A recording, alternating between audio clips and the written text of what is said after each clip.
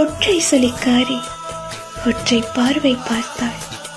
உள்ளம் சொன்னது இவள்தான் என்று. கொஞ்சமாய் வெட்கம் கொள்ளுவாள், கண்ணை காட்டியே கொல்லுவாள். கஞ்சம் இல்லாமல் சிரிப்பாள். அவள் சிரிப்பு நான் ரசிக்கிறேன் என்று அதிகமாய் சிரிக்கின்றாளோ தெரியவில்லை. ஆனால் ஒன்று, எவ்வளவு சிரித்தாலும் அவள் தெரியாமல் சிரிப்பாள். கதைக்கும் கதைகள் காரை தீவை தாண்டி போகும். வாயாடி என்ன சொன்னாலும் கேட்டுக்கொண்டே இருக்கலாம். திட்டினாலும் அன்பு சுவை வீசும்.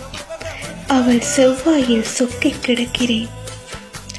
எனக்கு பிடித்து போல் நீர் கூந்தல் என்னை அவள் பின்வரச் சொல்லும். அணியும் உடைகள் அழகாக இருக்கும். கன்னத்து குழியில் குதித்திட துடித்திடுவேன்.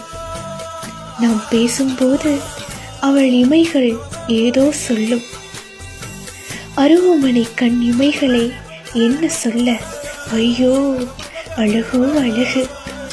சின்ன சின்ன முனங்களும் தப்பாமல் செவிமடுக்கும் செவிதான் அவளுக்கு.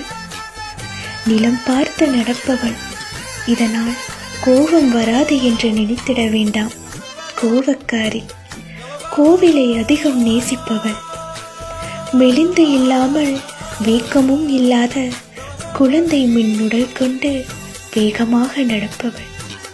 இதுவரை காமம் என்ற சொல் இல்லாமல் ரசிக்கிறேன். இறுதி வரை நட்பின் சுவையாக கடந்து விட்டது. தொலைத்து விட்டேன், தொடர வழி தேடுகிறேன். காதல் செய்வது என் கடமை. ஏற்பதும் நிராகரிப்பதும் அவள் உரிமை.